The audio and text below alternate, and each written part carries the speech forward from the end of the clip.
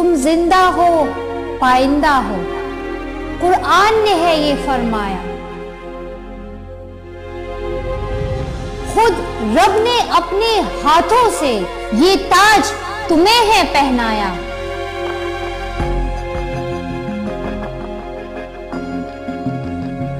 तुम कौम की इज्जत अजमत हो, तुम ही तो वफा की हुर्मत हो। तुमने है लहू की सुर्खी से इस देश का चेहरा चमकाया। तुम जिंदा हो पाइंदा हो, कुरान ने है ये फरमाया।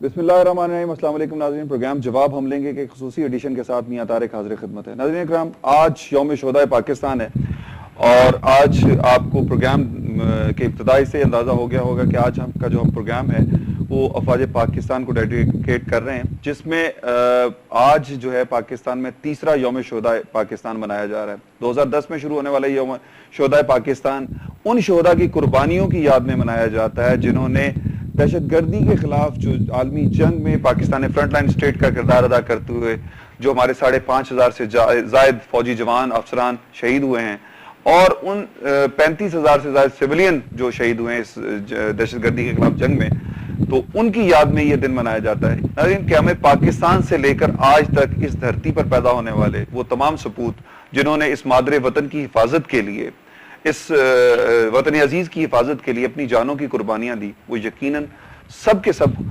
लायक के तहसीन है। उनकी खिदमात, उनकी शहादत जो है वो इस कौम के लिए, जिस तरह कहा जाता है कि शहीद की जो मौत है वो कौम की हयात है, उनकी शहादत की वजह से ही आज हम इस धरती पर, इस वतन अजीज में आज़ादी की फिजाओं में सांस ले रहे हैं।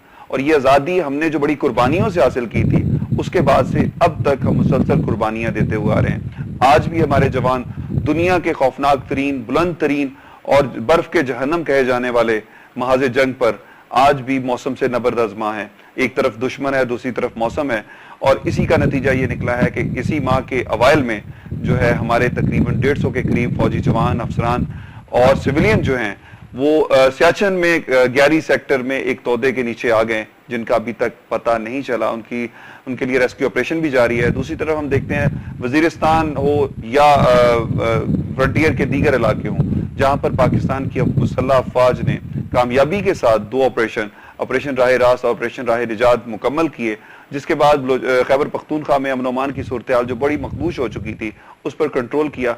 और आज उसका नतीजा ये है कि खैबर पख्तूनख्वा में बच्चियों के स्कूल भी खुल चुके हैं, खैबर पख्तूनख्वा में दुकानें भी, कारोबार भी चल रहे हैं, और अमन अमान की सूरत हाल पहले के मुकाबले में 95% ठीक हो चुकी है। ये अफवाज पाकिस्तान ही हैं जिन्होंने इस खतरनाक तरीन महाजों पर कामयाब ऑपरेशन किए हैं, जहां पर ब्रिटिश आर्मी भी फेल हो चुकी थी, जहां 40 मुमालिक से जायद जो है इत्तेहादी अफवाज जो है, नेटो की अफवाज हैं, वो भी नाकाम हो चुकी हैं। वो अफगानिस्तान में अमन कायम करने में नाकाम हो गई, लेकिन पाकिस्तान ने अपने इलाकों में अमन कायम कर लिया। लेकिन हमें इन ऑपरेशंस की, इस दहशतगर्दी के खिलाफ जंग की बहुत भारी कीमत अदा करना पड़ी, जो कि हमारे फौजी अफसरान और जवानों की शहादत, और जिसकी हालिया जो है एक मिसाल सलाला चेक पोस्ट पर नेटो अफवाज का हमला भी है, जिसमें हमारे 24 से जायद अफसरान और जवान शहीद हुए हैं। नाज़रीन, ये फौज बड़ी काबिल एहतराम है, जिसकी कुर्बानियां हमारे लिए लायक तहसीन है। आज भी इन्हीं कुर्बानियों का नतीजा है कि हम इस आज़ाद वतन में सांसें ले रहे हैं। नाज़रीन, आज यौम शोहदाए पाकिस्तान के खुसूसी प्रोग्राम के सिलसिले में हमने आज जो अपने मेहमानों को दावत दी, मेरे साथ मौजूद हैं कर्नल रिटायर्ड मुख्तार अहमद भट्ट साहब, मारूफ अस्करी तजियाकार हैं, कॉलम निगार हैं, और इन्होंने 2 जंगों में सर्व किया है पाकिस्तान के साथ, और 65 की जंग में भी इन्होंने जो है कामयाबी के साथ बहादुरी के जो कारनामे अंजाम दिए। इनके साथ तशरीफ रखती हैं मोहतरमा गजाला वान एडवोकेट साहबा, सोशल एक्टिविस्ट हैं, इसके अलावा माहिर कानून भी हैं, और इनके जो कॉलम्स हैं अस्करी अमूर के हवाले से वो भी मुख्तलिफ अखबारात की जीनत बनते रहते हैं। मैं आप लोगों को मेहमान खुशामदीद कहूँगा। बट साहब, क्या देखते हैं, आज यौम शोहदाए पाकिस्तान मनाया जा रहा है, फौज पाकिस्तान की कारकर्दगी को आप कैसे देखते हैं? देखें, ये पहले तो वाइब को मैं मुबारकबाद पेश करना चाहता हूँ कि वो ये खसूसी प्रोग्राम कर रहे हैं शोहदा के हवाले से।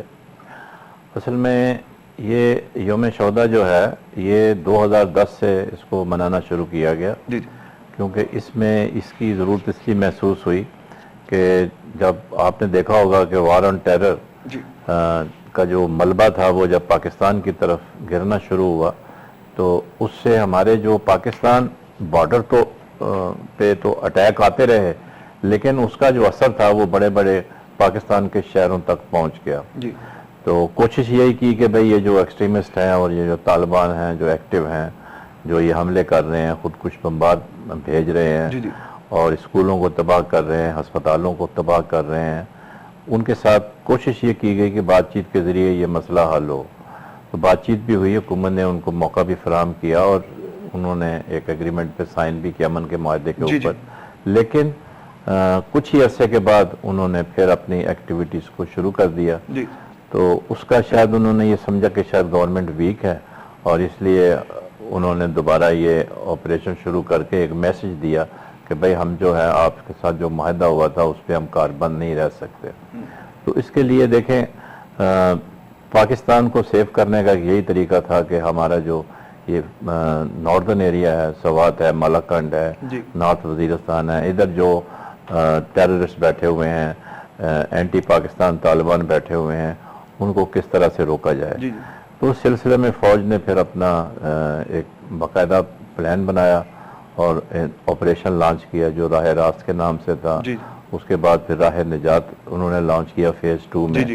اور آپ نے دیکھا ہوگا، اللہ کا شکر ہے، دیکھیں جب آپ کسی دشمن سے بزدما ہوتے ہیں تو آپ کو پھر قربانیاں بھی دینی پڑتی ہیں، آپ کو اپنی قیمتی جانوں کا نذرانہ بھی پیش کرنا پڑتا ہے. تو ہمارے پاس اور کوئی طریقہ کار نہیں تھا کہ ہم ان شہداء کو کس طریقے سے ان کی خدمات کو خراج تحسین پیش کریں.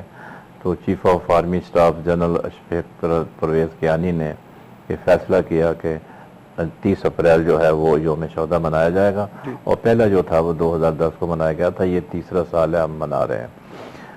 حالانکہ جنہوں نے قربانیاں دی تھیں وہ ان کے لیے تو پتہ نہیں ہم کیا کچھ کر رہے ہیں. لیکن ایک چیز آپ کو پتہ ہونی چاہیے کہ جب فوج قربانیاں دیتی ہے تو اس کا براہ راست اثر جو ہے ملک پہ پڑتا ہے. اگر ملک مضبوط ہوگا تو فوج کی وجہ سے مضبوط ہوگا، فوج کی قربانی کی وجہ سے محفوظ ہوگا. وہ اپنی جانوں کا قربانیوں کا نذرانہ تو پیش کر رہے ہیں، لیکن ہمارا جو فرنٹیئرز ہیں اور ہمارے جو لوگ ہیں، ہمارے جو شہر ہیں، ہمارے جو بچے ہیں، ہمارے جو بزرگ ہیں، ان کا فیوچر وہ سیکیور کرتے ہیں.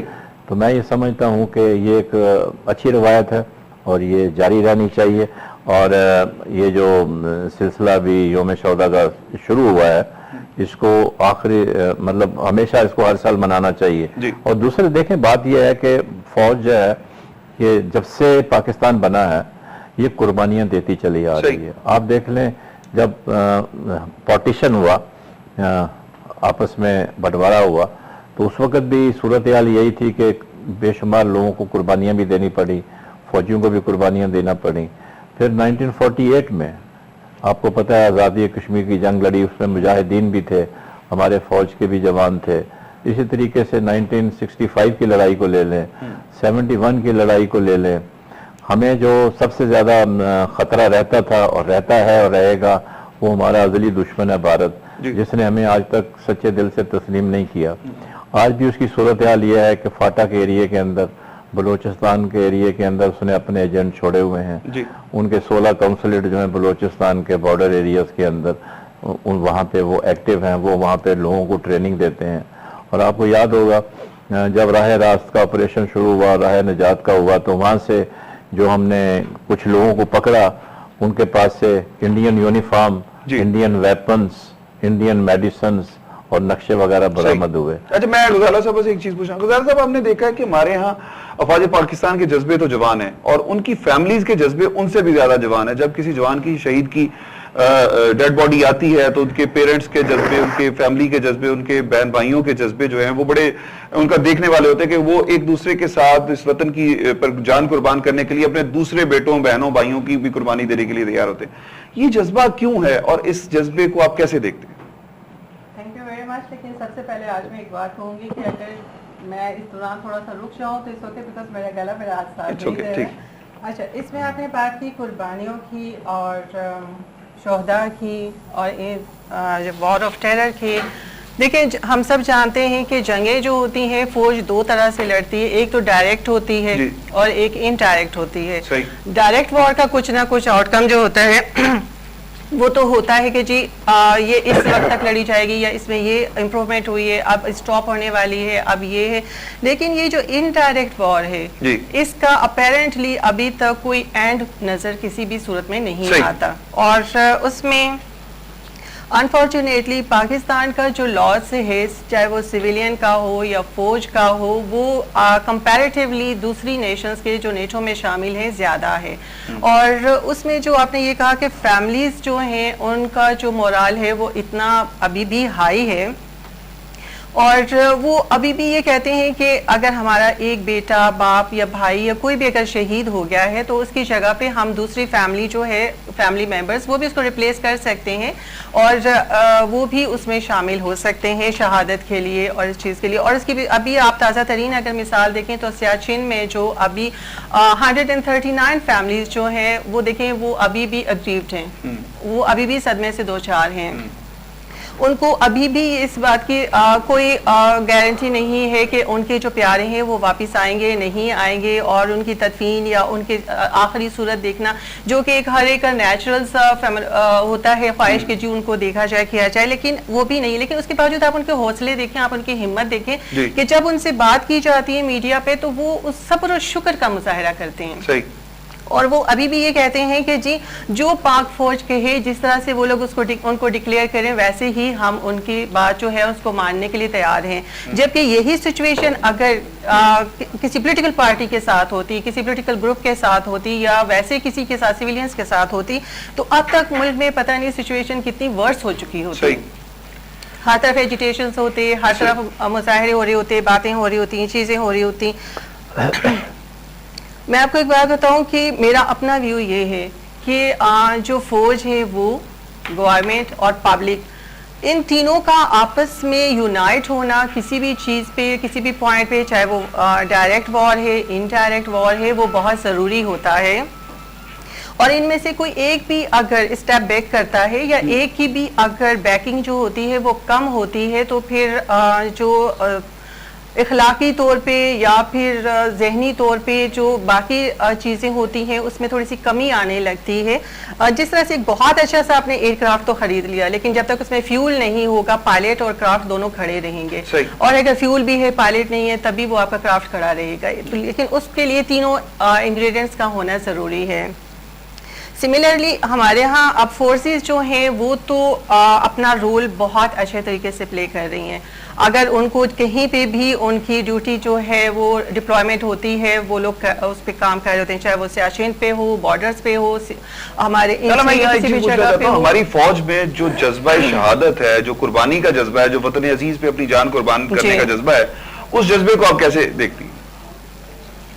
बीइंग मुस्लिम हमारा सबसे बड़ी जो ख्वाहिश होती है रुतबा हासिल करने का वो शहादत होती है। ठीक है, हमारी फौज जो है वो उसका जो टारगेट होता है वो सिर्फ शहादत होती है। इसलिए वो ना तो किसी जहनी दबाव का शिकार होते हैं, किसी भी तरह की सिचुएशन हो लड़ने के लिए या किसी भी जगह किसी भी मुश्किल को फेस करने के लिए। अब आप देखें कि अमेरिका देख लें, दुनिया का सबसे बड़ा मुल्क है जिसकी इतनी फौज है, जिसमें इतनी फैसिलिटीज उन फौज को दी गई है, सब कुछ दी गई है। उसके बावजूद आप देखिए कि जब से ये वॉर ऑफ टेरर शुरू हुई है इराक में और अफगानिस्तान में, उनकी खुदकशी की शरह फौज के अंदर बहुत बढ़ गई है। 2001 में अगर आप देखें तो उनके 10 पर 100,000 थे, जो कि अब 20 पॉइंट से भी आगे चली गई है। उसकी वजह क्या है? फैसिलिटीज के साथ आप जंग नहीं लड़ सकते हैं, आप आलात के साथ जंग नहीं लड़ सकते हैं, आप सिर्फ जज्बा ईमानी से लड़ सकते हैं। और अल्हम्दुलिल्लाह हमारी फौज इस मामले में सबसे आगे। ठीक है, कर्नल साहब मैं एक चीज पूछना चाहता हूँ, आप गजाला साहबा ने कहा कि हमारी फौज में जज्बा ईमानी और कुव्वत ईमानी बहुत ज्यादा है। आप क्या देखते हैं, आपने खुद सर्व किया है, 2 जंगों में भी हिस्सा लिया है, कैसे देखते हैं कि जब आप लड़ाई कर रहे होते हैं जब दुश्मन के खिलाफ, तो उस वक्त जज्बा क्या होता है? देखिए बात यह है कि हमारी जो फौज है उसका जो मोटो है वो है ईमान, जहाद, अपना ईमान, तकवा, जहाद फी सबीलिल्लाह। ठीक है, ये तीनों चीज़ों को अगर आप